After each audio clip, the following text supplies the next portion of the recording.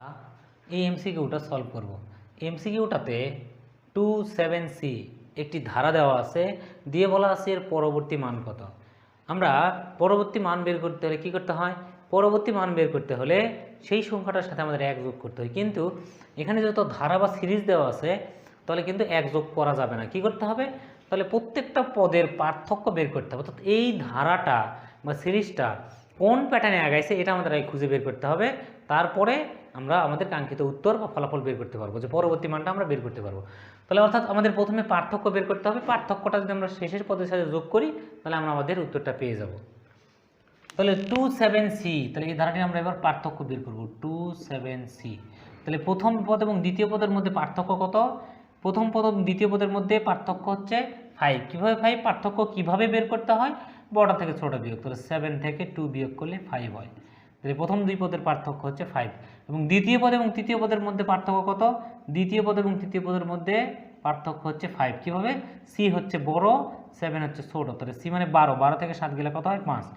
তাহলে আমরা দেখতে পাচ্ছি এই সিরিজটা প্রতি ক্ষেত্রে অর্থাৎ একটা পদের সাথে আর একটা পদের পার্থক্য কত? 5, 5 করে আগাইছে। তাহলে আমরা এবার যদি আমরা সির সাথে যদি আমরা 5 যোগ করি তাহলে কিন্তু আমরা আমাদের পরবর্তী যে সংখ্যা বা পরবর্তী যে মান সেটা পেয়ে যাব। তাহলে ধারাটির পরবর্তী মান বের করার নিয়ম কি? প্রথমে আমাদের পার্থক্য বের করতে হবে এবং পার্থক্যটা যদি আমরা শেষের পদের সাথে যোগ করি যেটা পাবো সেটা হলো আমাদের ফলাফল। তাহলে সি মানে কত? 12, 12 আর 5 যোগ করলে কত হয়? 12 আর 5 যোগ করলে 17 হয়। কিন্তু এই যোগটা কিন্তু আমরা করতেছি হেক্সাডেসিমেলের যোগ, কারণ এখানে সি আছে। তাহলে যোগের নিয়ম কি?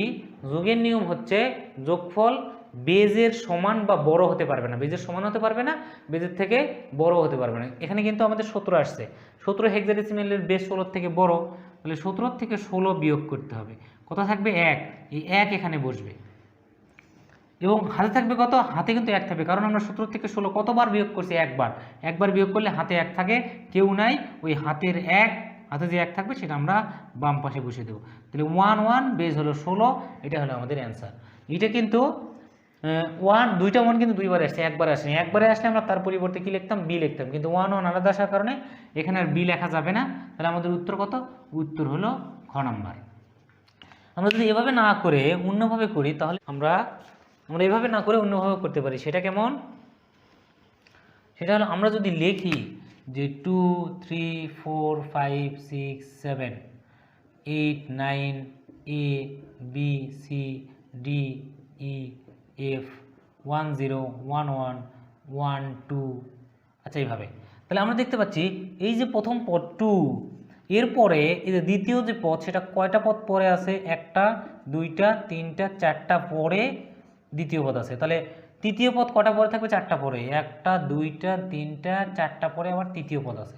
এখন তাহলে চতুর্থ যে পদ, পরবর্তী যে পদ সেটা কয়টা পর থাকবে? 4টা পর, 1টা 2টা 3টা 4টা। তাহলে এই হলো 1 1, এটা হলো আমাদের অ্যান্সার। তাহলে আমরা এই দুইভাবে যে কোনোভাবে অ্যান্সার বের করতে পারি। এবার আমরা এই এমসিকিউটি সলভ করব। এই এমসিকিউটাতেও একটা ধারা দেওয়া আছে, দিয়ে বলা আছে এর পরবর্তী মান কত। 380 ধারাটির পরবর্তী মান কত? তাহলে ধারার পরবর্তী মান বের করার নিয়ম কি? তাহলে ধারাটির পরবর্তী মান বের করার নিয়ম কি?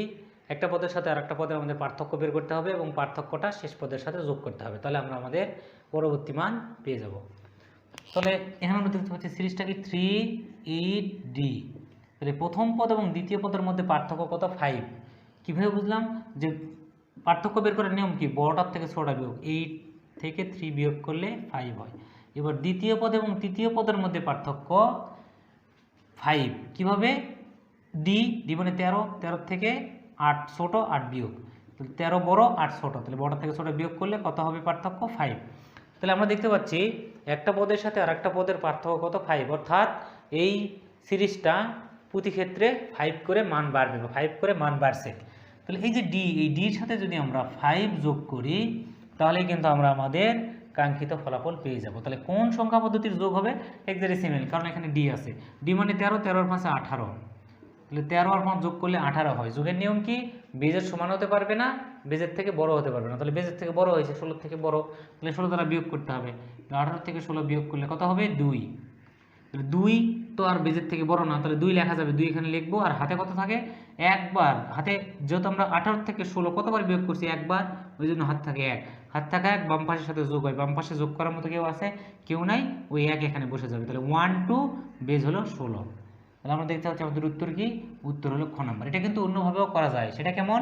আমরা যদি এই 3 থেকে লেখা শুরু করি, তাহলে 3 4 5 6 7 8, এরপরে 9 A B C D E F 1 0 1 1 1 2 1 3। তাহলে এভাবে যদি আমরা লিখি তাহলে আমরা দেখতে পাচ্ছি প্রথম পদ 3, 3 কয় পদ পর 8 আছে? 1টা 2টা 3টা 4 পদ পর হচ্ছে 8।